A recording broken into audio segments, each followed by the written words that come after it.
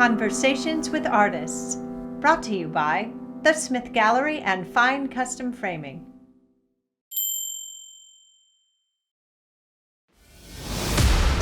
Hi, and welcome to Art Talks. I'm Debbie Smith.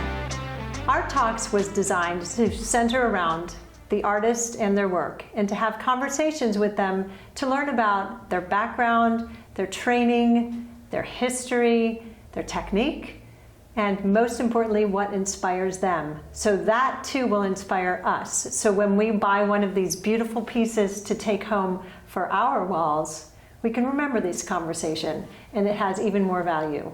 And art, and buying art from local artists, raises our consciousness and our vibration as a people, which I think is really important, especially now. And art is not only good for our eyes, because it soothes us or inspires us, it makes us excited, but it's good for our soul. And I'm really glad to have with me today Jeannine Swartz. She is an amazing watercolor artist. Welcome. Thank you. Thank you for inviting me. Oh my gosh, it's such a pleasure, and it's such a great honor to have your work in my shop, in my studio, and we like to represent your work. Thank you so much.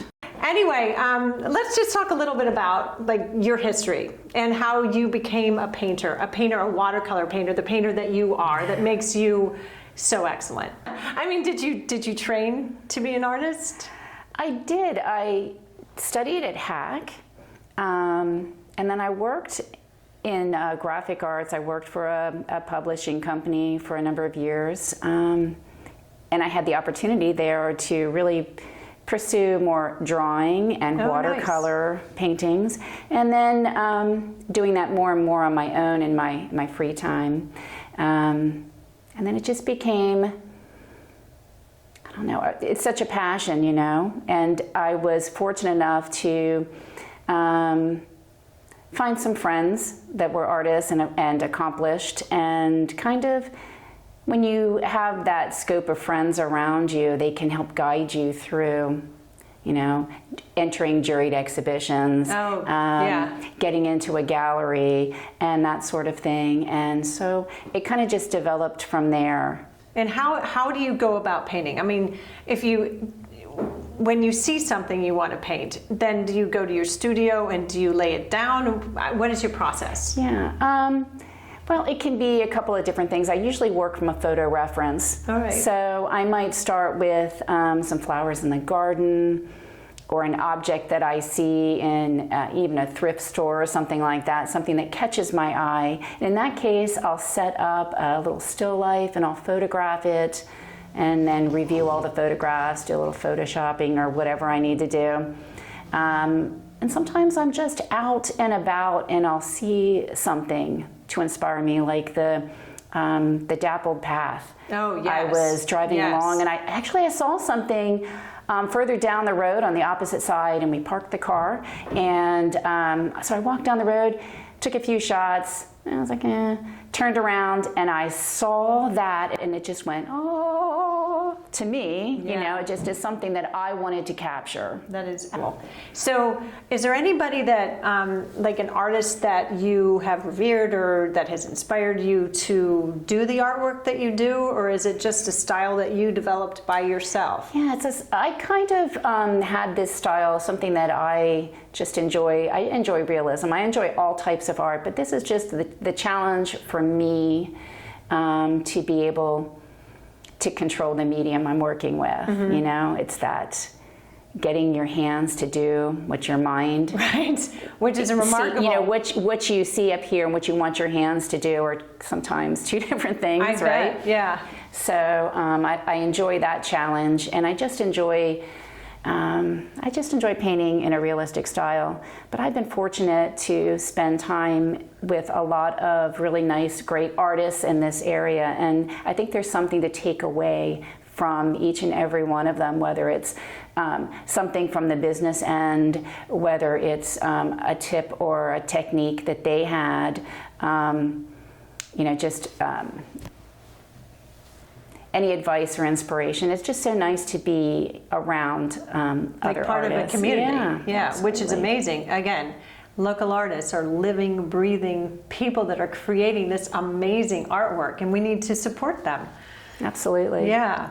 So in your life, has there ever been somebody that has been such a driving force to make you want to be even better, or that gives you a lift, loves you, loves what you do? Yeah, that would be my dad. He was my biggest supporter, and we lost him in January. Oh, I'm so sorry. But he was always there with me. He would travel with me to drop off work to different juried shows, no matter where it was. And he'd go with me to the receptions and be with me when I received awards, and was always so proud of me. Yeah. And would of course brag to me about me to all of his to friends. all his friends, yeah. Sure.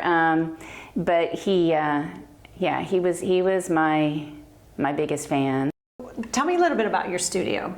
I mean, is there a lot of light in it? Is it down in the basement? It is in my home, and it is light filled. It's a nice size space. I paint on a flat table. All right. And I usually just like to slip in there, and I have to say I do turn the TV on in the background. Okay, just to have something going on. Just as something, yeah. So it's a TV or it's music or something like that. But it's just a really comfortable space that I can just, like I said, just spend hours. So when you think about the next painting that you're going to do you have anything in mind? I do. My iris were blooming this year for the first time. I planted some last year. Love iris. And I went out and I took these, a couple great photographs, and I am just so excited because there's this movement, the leaves, the stems, and everything. And I just can't wait to capture all of this. So I'm going to do 2 tall vertical pieces. Oh, that'll be nice. And that they could go together or, be separate, but I can't wait to see them finished. Oh, I can't wait to see them finished either. All right, so I know one of the things you talked about is and I know one of the things that you do is you go to antique shops. Yeah. And you are inspired again by what you see sometimes. And the one thing that you had seen was elephants. Yeah, a collection of elephants. And I saw them up on a high shelf, and I thought, wow, they're really interesting. So I went to the storekeeper and I said, could I arrange those?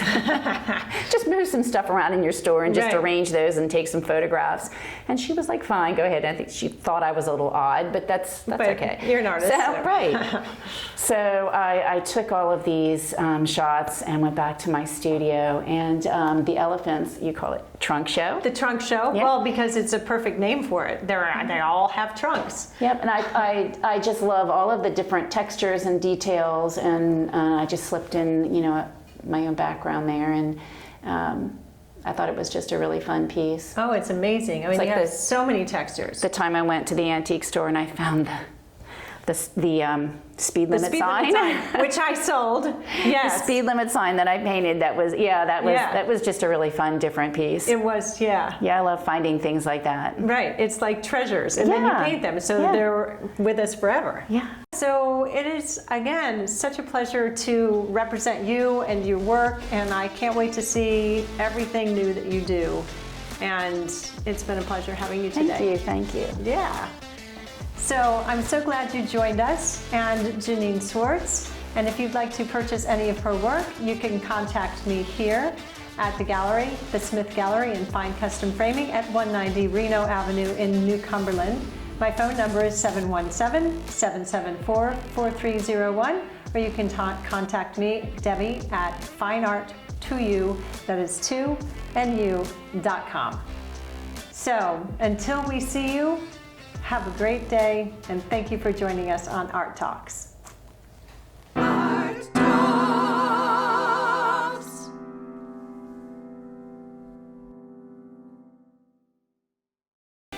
I'm so glad you could join us for that video. I hope you enjoyed it, and if you did so, please like it, share it, and subscribe. And if you'd like to receive notifications when we drop our next video, just hit that little bell next to the subscribe. Art talks to you if you just remember to listen.